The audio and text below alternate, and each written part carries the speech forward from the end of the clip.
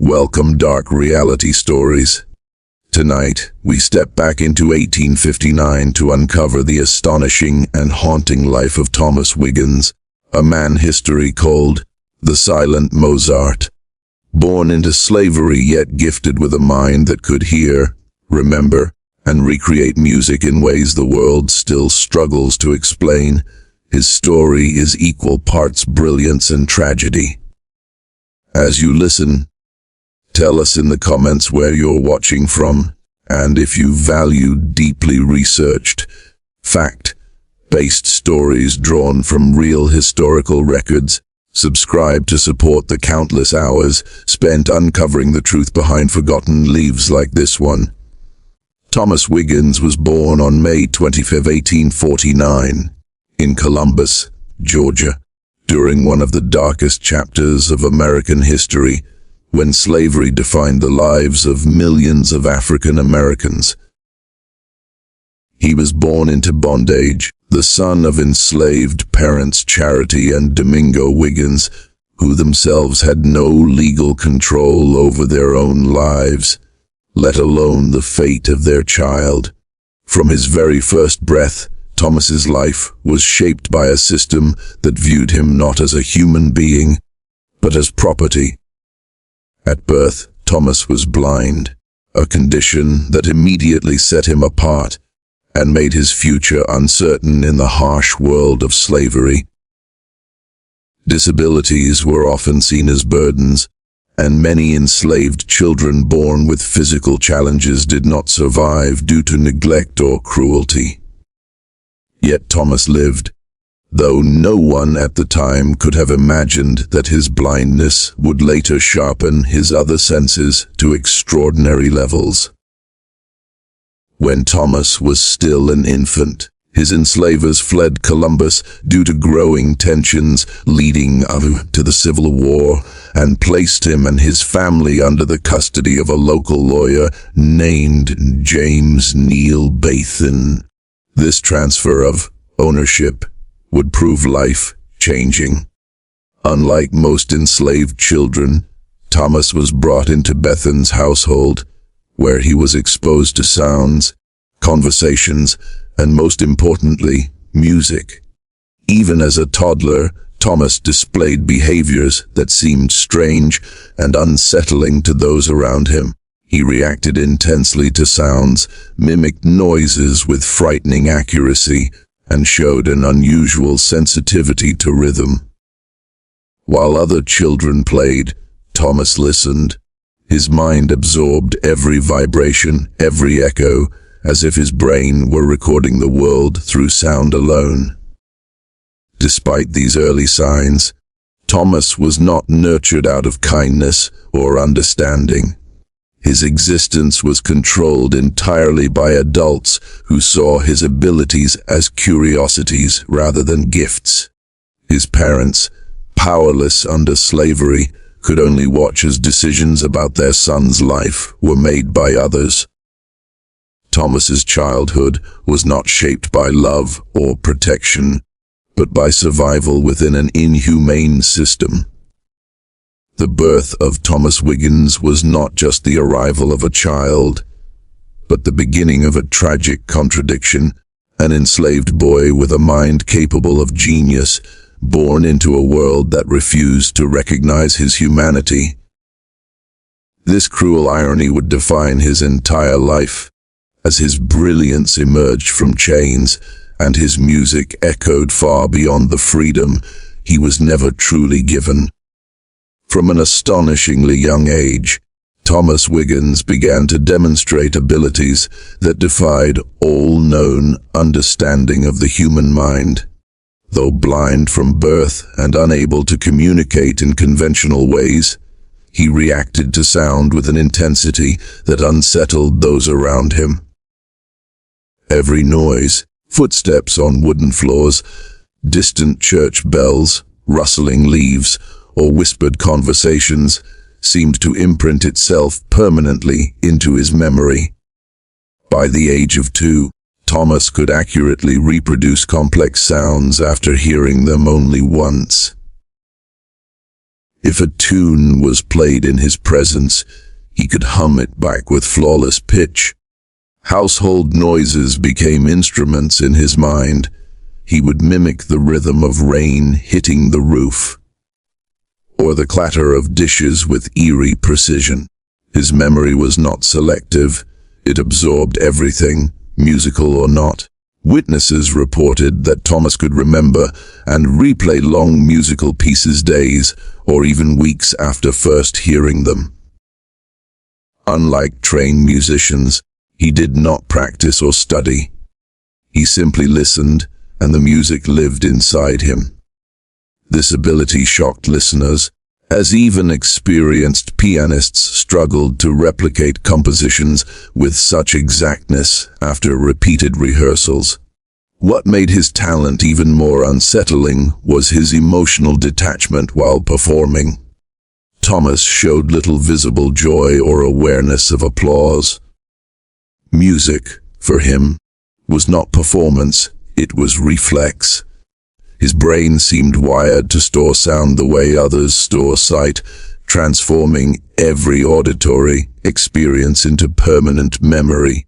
Those around him struggled to explain his abilities and often misunderstood them. Some believed he was possessed, others thought his mind was broken. In reality, Thomas displayed signs of what modern science would later recognize as savant syndrome, though no such language existed at the time. Instead of receiving care or understanding, his uniqueness became a source of fascination and exploitation. These early signs of extraordinary auditory memory marked the moment Thomas Wiggins stopped being seen as merely an enslaved blind child and became something else in the eyes of his handlers, a living marvel. His gift, instead of offering protection or freedom, would soon bind him even tighter to a life controlled by those who sought to profit from his mind. Thomas Wiggins was born completely blind, a condition that profoundly shaped the way his mind interacted with the world. In an era with no understanding of neurological diversity, blindness was viewed as a severe limitation, especially for an enslaved child. Yet in Thomas's case, the absence of sight seemed to awaken something extraordinary within his brain, redirecting his perception entirely toward sound. Deprived of visual input, Thomas's senses adapted in unusual ways. His hearing became hyper-sensitive, capable of detecting the smallest variations in tone, pitch, and rhythm. Sounds that most people would ignore overwhelmed him, sometimes causing visible distress. This heightened sensory awareness suggested that his brain processed information differently long before science could explain such phenomena. Alongside blindness, Thomas exhibited behaviors that modern experts associate with neurodivergence. He often repeated phrases verbatim, rocked back and forth, and struggled with social interaction. Language as others used it did not come naturally to him. Instead, sound patterns, especially musical ones, became his primary form of expression and communication. What made his neurological uniqueness so remarkable was the way his brain organized sound. Music was not learned in steps, it was absorbed whole. Thomas could deconstruct complex compositions and reconstruct them instantly, playing multiple melodies at once or reproducing orchestral pieces on a single piano. His mind functioned like a living archive of sound. In the 19th century, such differences were feared rather than understood. Thomas was often described as pseudiotic or simple-minded, labels that cruelly masked the reality of his genius. Rather than being protected or studied with compassion, his neurological differences were exploited for entertainment and profit. Thomas Wiggins's blindness and neurological uniqueness were not weaknesses, they were the foundation of his extraordinary abilities. But in a world unwilling to recognize difference without cruelty, these traits became both the source of his brilliance and the reason he was never truly free. Even as his music stunned audiences across continents, Thomas Wiggins's extraordinary abilities did not remain hidden for long. While living in the household of lawyer James Neil Bethune, the young blind child was constantly surrounded by sound, conversations, instruments, and social gatherings common in an educated white home. It was here that those who controlled his life first noticed that Thomas was not an ordinary child. One evening, visitors reportedly played a piano in the house, unaware that Thomas was listening from another room. Moments later, the child approached the instrument and began to play the same piece with astonishing accuracy. Despite never having received a single lesson, the room fell silent. What they witnessed was not practice or imitation, it was perfect replication. Bethune and others quickly realized that Thomas's ability was rare, perhaps unprecedented. Instead of asking how to nurture or protect him, they asked a different question. How could this talent be used? In a society where enslaved people were treated as property, Thomas's gift immediately became a commodity. Soon, Thomas was encouraged, then forced, to perform repeatedly in front of guests. He was placed at the piano like an exhibit, expected to reproduce songs on command. His reactions were closely watched, not with concern, but with calculation. Each flawless performance increased his perceived value. His parents had no power to intervene. Though they could see their son being pulled into a strange and demanding role, slavery stripped them of any authority. Decisions about Thomas's future were made by men who viewed him not as a child, but as a miraculous investment. This so-called discovery was not a moment of opportunity, it was the beginning of exploitation. From that point forward, Thomas Wiggins was no longer just enslaved, he was marketed. His life shifted from obscurity to forced visibility, setting him on a path where his brilliance would be displayed to the world, while his humanity remained unseen. Thomas Wiggins possessed a musical talent that defied conventional learning and training. Despite never receiving formal lessons, his hands seemed to intuitively understand the piano's keys, effortlessly translating what he heard into complex compositions. Unlike other musicians who spent years practicing scales and theory, Thomas relied entirely on his memory and innate sense of sound.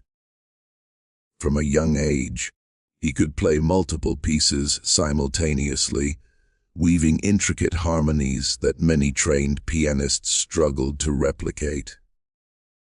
His performances were not simple imitations, they were full of nuance, rhythm, and expression, capturing the emotional depth of the original compositions. Audiences often described listening to him as a mystical experience, as though the music came alive through his fingers. Thomas could absorb entire orchestral works in minutes, reproducing them note for note on a single piano. This ability extended beyond mere replication. He added subtle variations and improvisations, demonstrating not only memory, but true creative intelligence. His music revealed a mind capable of both technical mastery and artistic interpretation, a combination rare even among professional composers. Despite his remarkable abilities, Thomas did not understand music in the same way as his listeners. He did not read sheet music or compose in traditional terms. Music was a language he instinctively spoke, a sound-based world he inhabited completely. This set him apart from every musician of his era, further emphasizing the uniqueness of his gift. His talent attracted attention far beyond his local community. Word of the blind Tom, who could play anything after hearing it once, spread quickly, drawing curiosity from those who wanted to witness this living marvel. Yet, the fascination was always intertwined with the desire to profit from his abilities, rather than to honor or support him. Thomas Wiggins's musical abilities went beyond formal training, demonstrating a natural genius that could not be taught or contained. This extraordinary talent was both his gift and the key that would lock him into a life dominated by public performance, exploitation, and a struggle for personal freedom. One of the most astonishing aspects of Thomas Wiggins's talent was his ability to replicate complex musical compositions instantly, without any prior study or practice.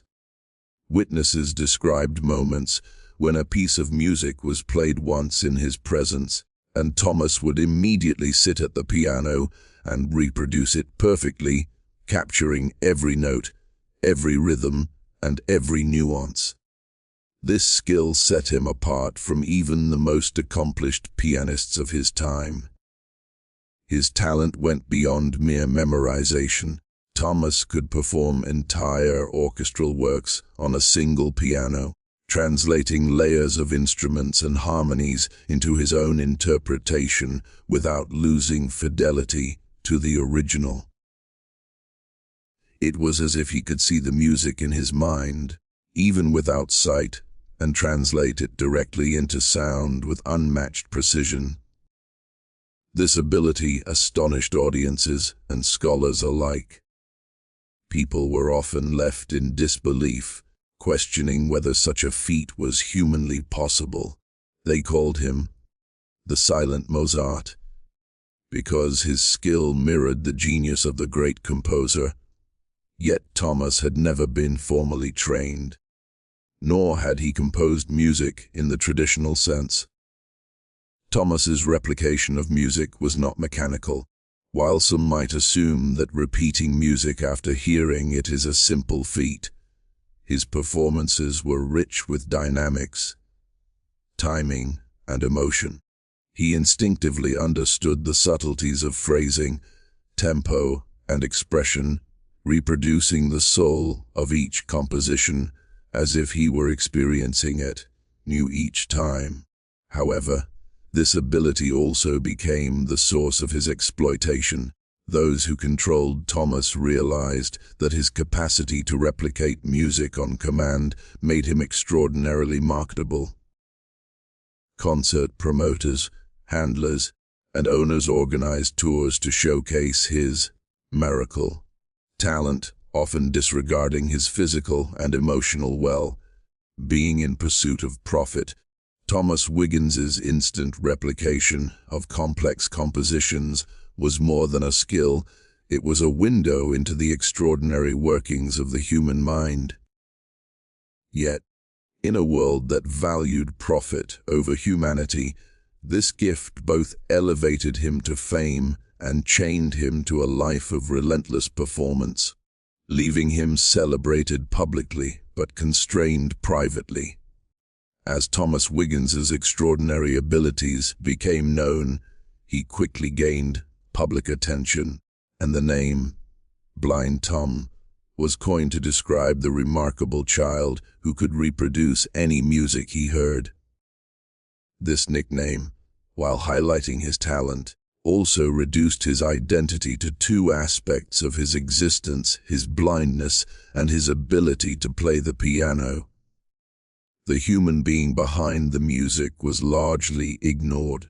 By the 1850s and 1860s, Blind Tom was performing for audiences across the American South, captivating listeners with his astonishing performances. Crowds would gather in theaters, private homes, and public halls to witness the miracle of a blind, formerly enslaved child who could flawlessly replicate intricate compositions.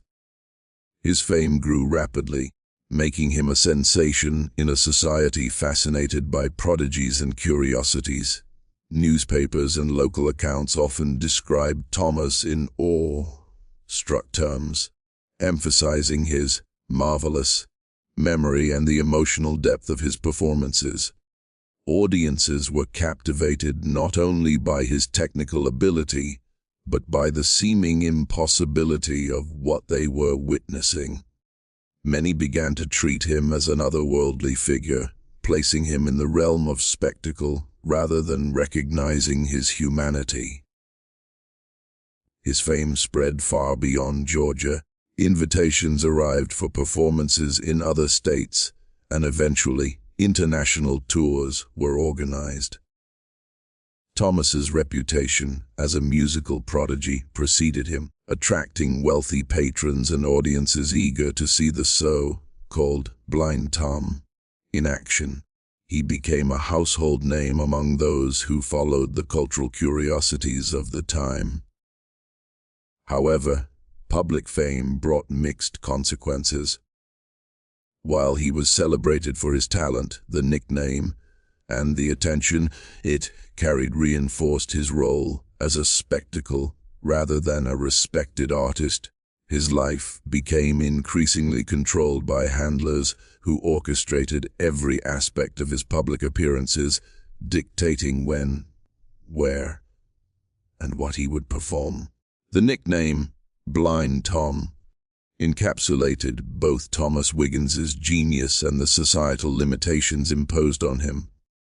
It symbolized the paradox of his existence, a man whose music brought joy and amazement to the world, yet whose identity, freedom, and personal life were largely overshadowed by the fame his extraordinary talent created. As Thomas Wiggins's fame grew, so did the demand for public performances. Concert tours became a central part of his life, taking him far from home and thrusting him into grueling schedules that few adults could endure, let alone a blind child.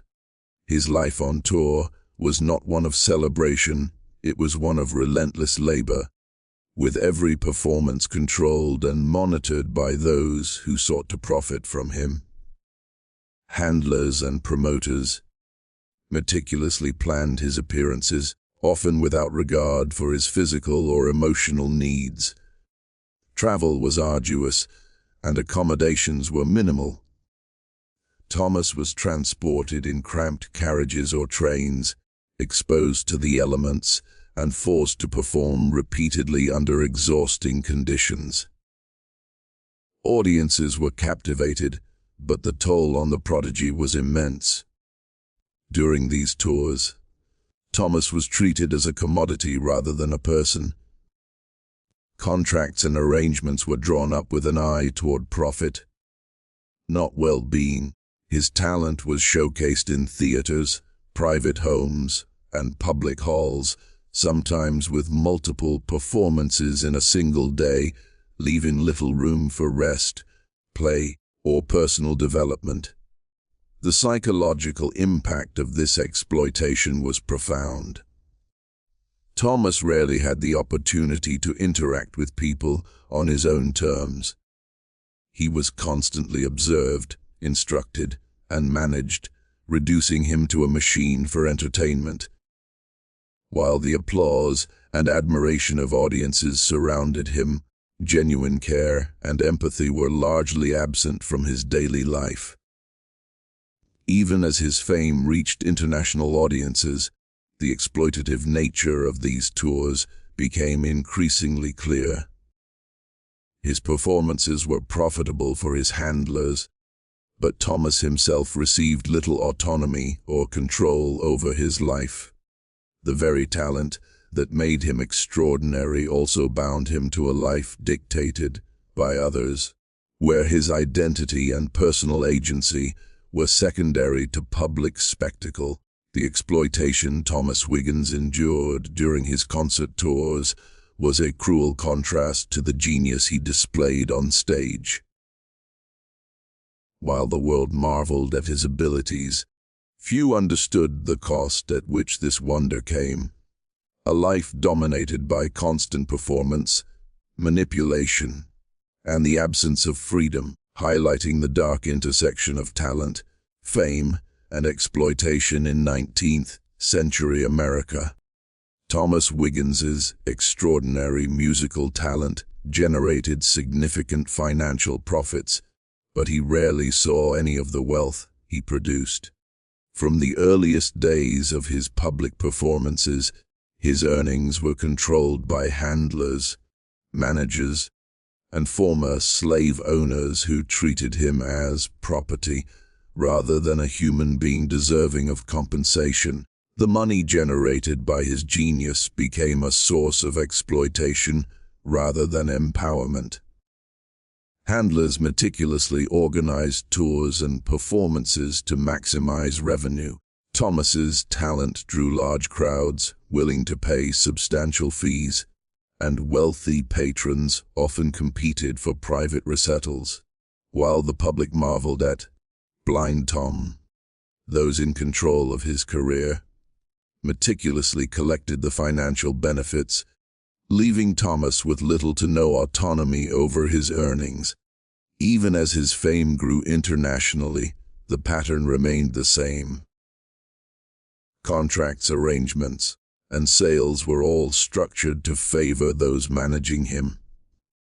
The young pianist had no legal claim to the money his performances generated, and societal laws at the time offered little protection for someone in his position, particularly a formerly enslaved, blind man. This financial exploitation extended beyond performance fees.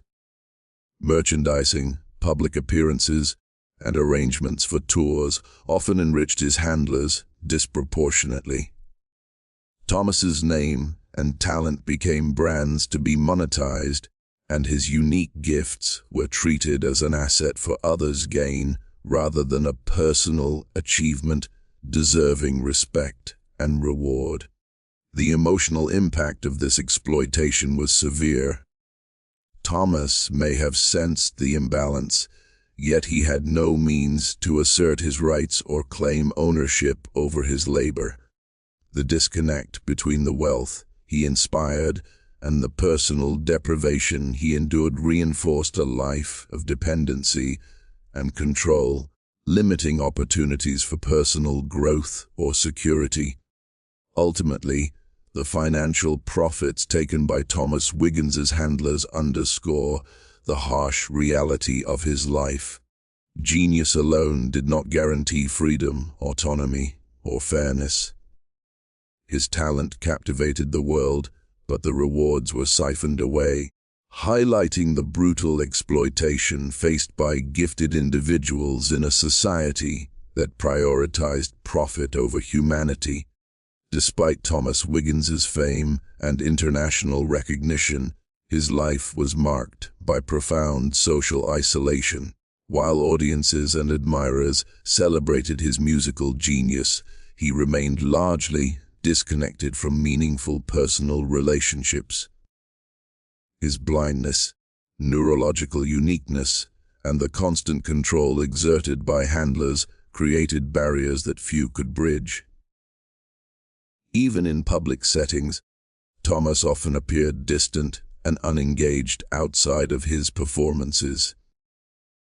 The very crowds that cheered for him also contributed to his isolation, treating him as a spectacle rather than a person.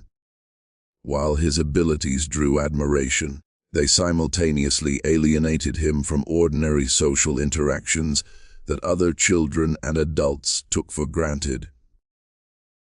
His family, though present during parts of his life, had limited influence over him due to the structures of control imposed by his managers. Personal bonds were overshadowed by schedules, contracts, and the demands of public appearances. Thomas's emotional world was largely confined to music, which became both his expression and his refuge. Traveling extensively for concerts exacerbated this isolation. Constantly moving from city to city, Thomas had little opportunity to establish friendships or community connections. Each performance was followed by another engagement, leaving scant time for personal relationships or ordinary experiences of childhood and adulthood. Even when surrounded by people, Thomas experienced a form of loneliness that few could understand. While others saw genius and marveled at his skill, the depth of his inner life remained largely hidden. Music was his companion, a bridge to the world. He could not fully participate in socially, yet even it could not replace human connection. Thomas Wiggins's social isolation highlights a tragic irony. Despite global fame, he was profoundly alone. His life demonstrates that recognition and acclaim do not equate to personal fulfillment or social belonging, and that the very talents that made him extraordinary also contributed to his separation from the human connections that define a meaningful life. Beneath the public admiration and astonishing talent, Thomas Wiggins endured profound psychological and emotional struggles throughout his life. His blindness, neurological uniqueness, and the constant exploitation he faced created a complex inner world that was often misunderstood by those around him. Despite appearing composed on stage, his private life was marked by stress, confusion, and emotional turmoil. Thomas's inability to communicate his feelings in conventional ways intensified his struggles. While he could express himself through music, it was a limited outlet for the depth of emotions he experienced. Anger, fear, and frustration often went unnoticed or were misinterpreted as eccentricity by handlers and audiences alike, leaving him isolated within his own mind. The relentless demands of public performance contributed to his mental strain.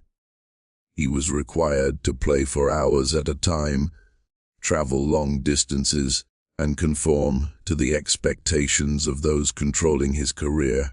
The constant pressure and lack of personal agency likely led to feelings of helplessness and anxiety. Yet there were few, if any, opportunities for him to find support or relief.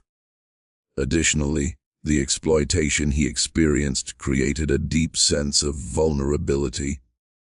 Thomas's financial earnings, freedom of movement, and even basic daily choices were controlled by others.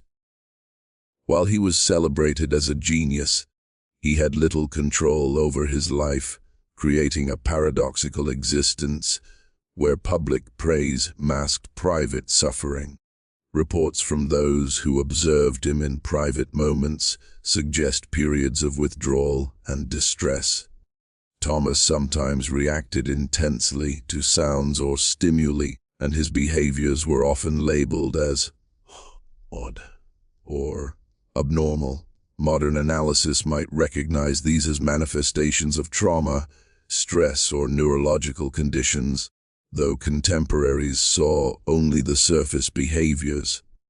Thomas Wiggins's psychological and emotional struggles remind us that brilliance can coexist with suffering. His genius brought joy to countless audiences, yet it came at the cost of mental and emotional hardship, emphasizing the human price of a life lived under exploitation, constant scrutiny, and relentless expectation. Thomas Wiggins, known to the world as Blind Tom, left behind a legacy that continues to fascinate historians, musicians, and scholars alike. Despite the immense challenges he faced, slavery, blindness, neurological differences, and relentless exploitation, His musical genius transcended his circumstances, leaving a permanent mark on the world of music. Yet, Thomas's legacy is deeply intertwined with misunderstanding. During his lifetime, few recognized him as more than a curiosity or spectacle. Audiences applauded his performances, but rarely considered the humanity behind the prodigious talent. This misconception persisted long after his death, overshadowing the complexity of his life and achievements. Modern scholars and musicians have begun to re-evaluate his contributions. They recognize that Thomas was not merely a performer, but a composer in his own right, capable of reproducing and interpreting complex compositions with unmatched skill.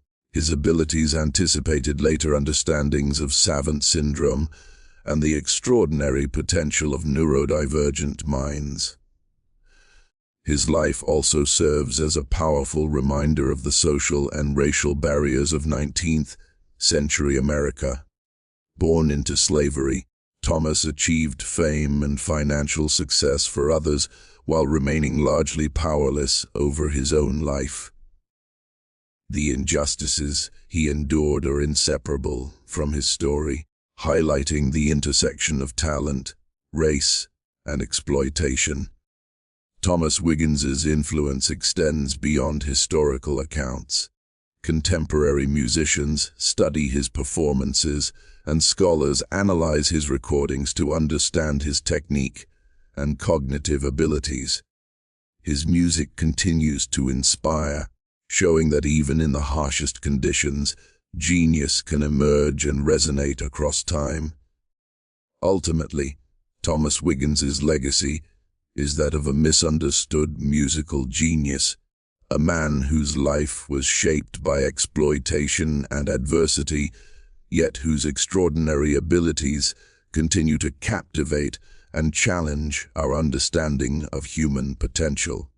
His story is a testament to resilience, brilliance, and the enduring power of music to transcend the limitations imposed by society.